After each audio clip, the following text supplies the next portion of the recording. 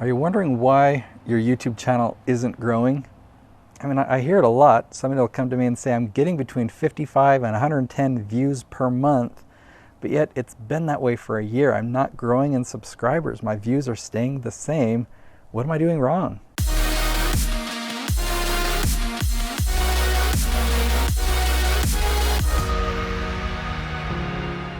The first thing that I look at when a channel isn't performing well, because oftentimes people will bring their channel to me and say, hey Nate, can you do an assessment of this channel? The first thing that I look at is the titles. I typically bring up their YouTube page, I click the videos tab just so I can see a whole menu and see all their different thumbnails. And when I look at the titles, and I'm looking to see how many words are in that title. And does it look like these are phrases that people are actually asking? You know, are these questions that people are searching for online?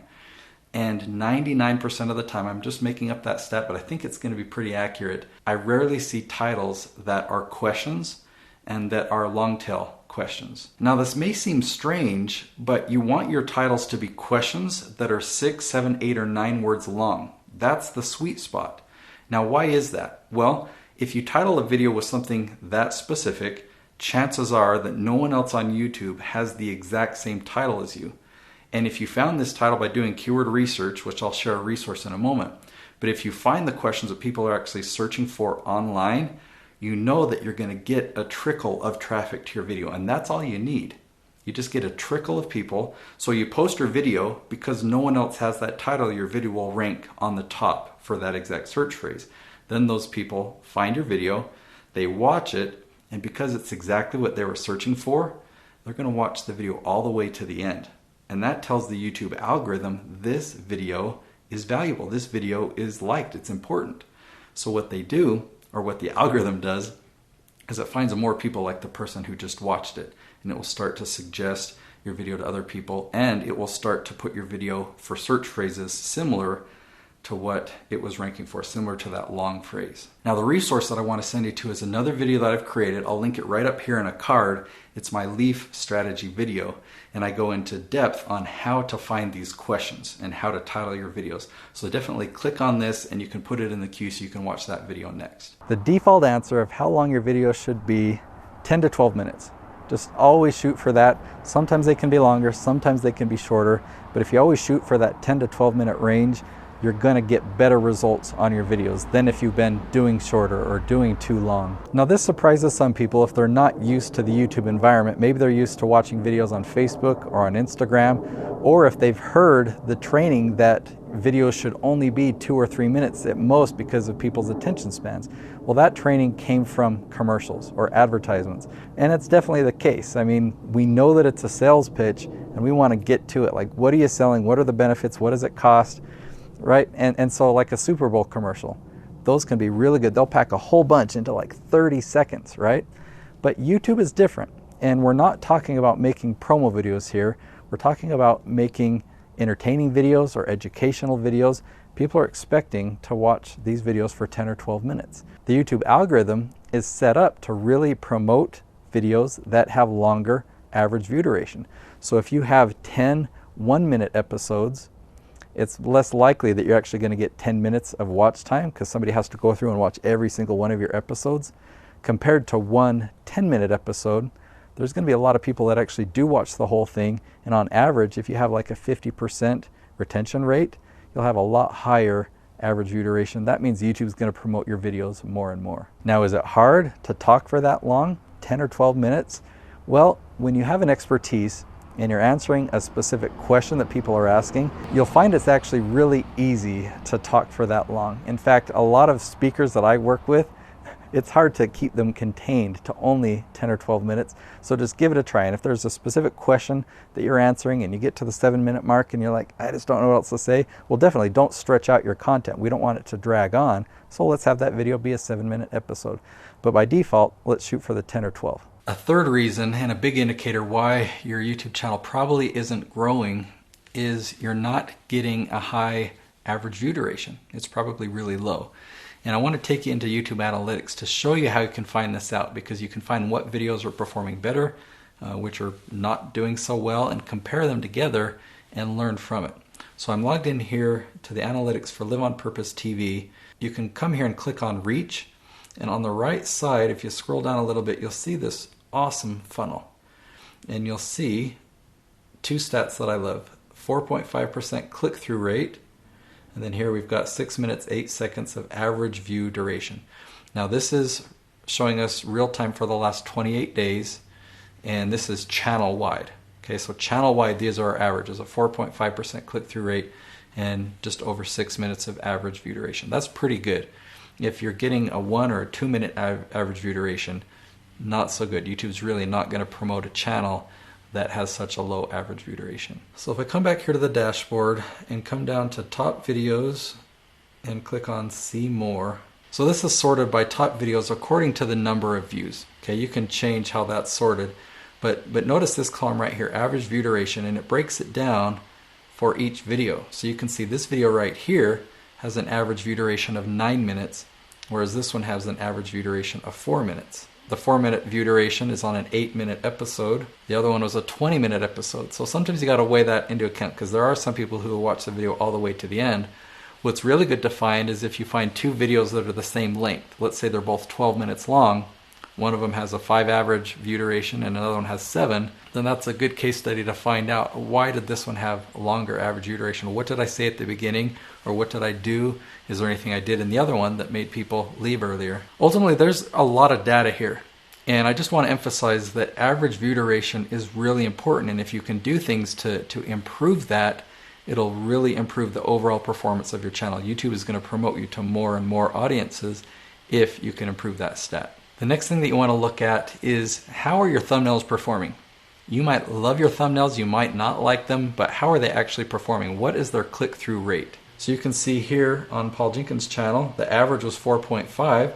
Some of them have below average, some are above average, and this is a great place to start to try and understand why. Why does this one have a higher click-through rate? Why is this one not? And if you scroll down, we find here this video has a 9.5% click-through rate.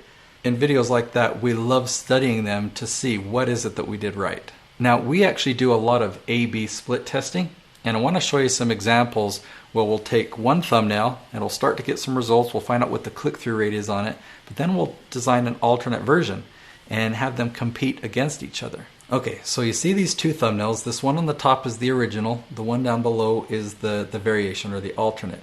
All we did was change the text. We typically will try and make it create more curiosity. So in the first one, it said anger management for teens. It's kind of a statement. It's a title. It's like, that's what this video is about. But the next one, what to say to an angry teen. It's like, I am curious. What do you say to an angry teen? So that just changing those words, it caused the click-through rate to go from 4.96 to 5.64. That's pretty cool. If you look at the average watch time per impression that resulted from that, it went from 35 seconds up to almost 45 seconds. That's a huge improvement just by changing a little bit of text. The good thing about thumbnails is you can change them anytime in the future and it won't impact the video. I mean, you'll adjust the click-through rate, but it won't reset the video like if you change the title or the description. So it's kind of a side note, don't ever change the title, not even a single letter, or don't change the description, not even a single letter, because it will reset the video. So if you do that on a video that's performing well or bringing in traffic every month, you change one letter, it stops everything. Okay, I know that from experience. Don't do it. But you can change the thumbnails, and that's why these A/B split tests are so good. Now this top thumbnail we've had on this video for a long time. This is our best performing video on this channel. And we looked at the click-through rate and realized even though this is our best performing video, there's room for improvement on that click-through rate. It's only 3.44%. And I liked this thumbnail. I thought it was fantastic, but I had my team just change the color of the text. That's all they did, just change the color. And that little change had it go up to 3.79. Now, because this is being shown so much, so many hundreds of thousands of impressions every month, so many impressions that a little change like that makes a big impact, and the average watch time for impression increased by a second. And overall, we're getting more and more views just because of that subtle change, and we're actually working to make another variation to see how that one will perform. Okay, I want to show you one more example from my channel, And I get a lot of traction on my videos where I talk about outsourcing in the Philippines. And so this is one of those videos, and it's about how I hired a writer in the Philippines. Well, the original thumbnail actually did really, really well, a 7.9% click-through rate. But we just decided to test out some text that created a little bit more curiosity. So instead of how to find great Filipino writers, I put my secret revealed. And my team actually put that. They put my secret revealed.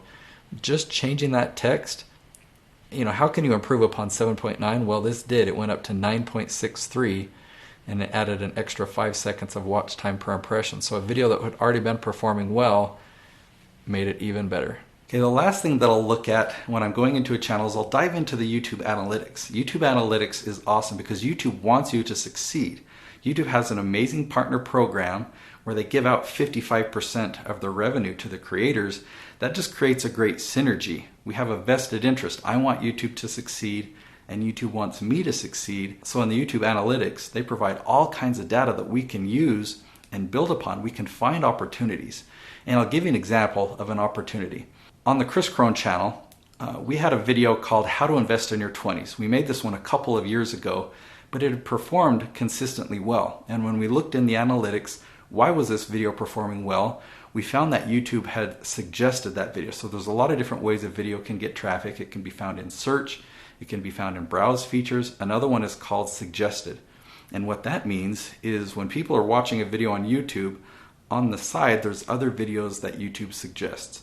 Or at the end of the video, a whole bunch of thumbnails will appear of other suggested videos. So this video, How to Invest in Your 20s, YouTube had been suggesting it a lot. And what that tells me is, YouTube likes showing this video to others. Oftentimes it's because it probably brings in revenue for YouTube. It might pair well with another ad. Well, because I knew that YouTube liked it, and because we were getting a lot of traffic for a video with this title, I said to Chris, let's create a new version of this video. We'll give it the same title, but we'll make it longer. We'll make it better. The first video, it was good. It was a great story, and Chris was sitting on his pool table. It had red felt. It looked really cool shot, but it was just sitting in one spot. So with the new video, I had him pull up in his BMW i8. I convinced him he really didn't want to use his car, he uses his car all the time now. But back then, he didn't want to. He didn't want to be that guy. So I convinced him. He pulled up, the wing door came up, and he got out of the car, and then we walked into the house. And it was a really cool feeling because it felt like, hey, Chris is inviting us into his home. So we walked past his cleaning lady, we went downstairs, then we're at the pool table. Later we went back upstairs. And the video, we weren't planning on it being this long, but the video ended up being 20 minutes long. We launched it, and over the first couple of weeks, the video did perform better than normal. So we were like, okay, is it gonna work? Is it gonna spike? And then about after 2 weeks, the video had a huge spike. Now, it took our channel from 80,000 subscribers to 160,000 subscribers in 5 weeks. The whole point of that story is to share the power of YouTube analytics. I saw that opportunity. I saw that this video is performing well and why. And so I knew how to create another video that would cause such a big spike, and boy did it work. Okay, so the next video that you're gonna watch, I mentioned it earlier, is the leaf strategy video. That's the #1 mistake that most people make and why their YouTube channels aren't succeeding. So definitely check out that video. You can click it right there. So when somebody's channel isn't growing, those are the 5 reasons. Now you remember the first one, I talked about keyword research and I recommended my leaf strategy video. You definitely gotta watch that video next. So I've linked to it right up here so you can watch that. That's the best place to start, and it'll make the biggest impact in the simplest way for you to start getting results on your channel.